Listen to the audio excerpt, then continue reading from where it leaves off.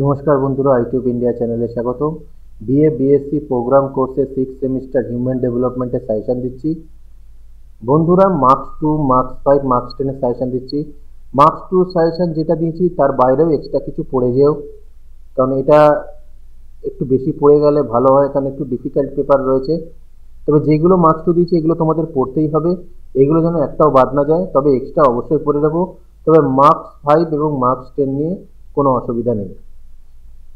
তো প্রথমে marks 2 suggestion দিচ্ছি।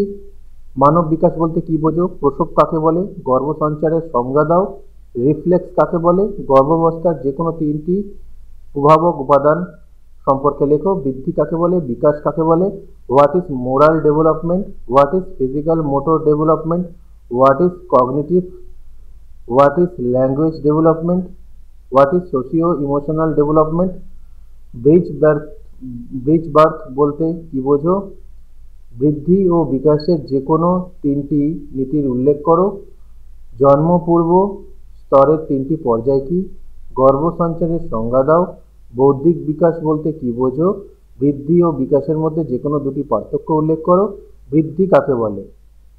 5 নম্বরের জন্য পড়বে ভাষা বিকাশের বিভিন্ন স্তর আলোচনা করো, প্রসবের প্রকারভেদ সম্বন্ধে লেখো, শৈশবের শারীরিক পরিবর্তনগুলি উল্লেখ করো, সামাজিক মানসিক বিকাশ সহকর্মীর ভূমিকা আলোচনা করো, মধ্যবাল্যের সামাজিক বিকাশের ক্ষেত্রে সমবয়সী বন্ধু বান্ধবের ভূমিকা আলোচনা করো, মানব বিকাশ হলো বহু বিষয়ের সমন্বয়, সংক্ষেপে বোঝাও, এমব্রায়োনিক পর্যায় বর্ণনা করো, বাল্যকালের দৈহিক বিকাশ আলোচনা করো, প্রাথমিক বাল্যের বৌদ্ধিক বিকাশ লিপিবদ্ধ করো।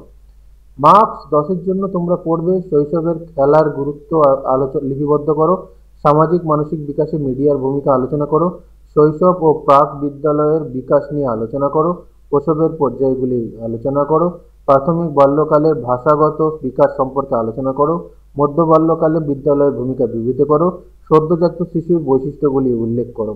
এই হলো তোমাদের সাজেশন। আশা করছি এখান থেকে তোমরা কমেন্ট পেয়ে যাবে। ভিডিওটা ভালো লাগলে লাইক কমেন্ট শেয়ার করে দিও। আবার বলছি, মার্কস 2 কিন্তু এক্সট্রা পড়ে যাবে।